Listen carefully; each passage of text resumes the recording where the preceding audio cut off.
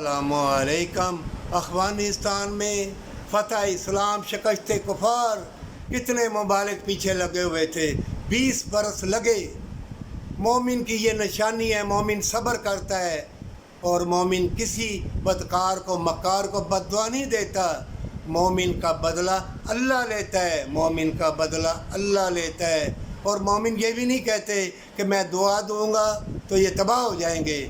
مومن جانتے ہیں کہ یہ بربادی کا لباس انہوں نے پہن لیا ہے۔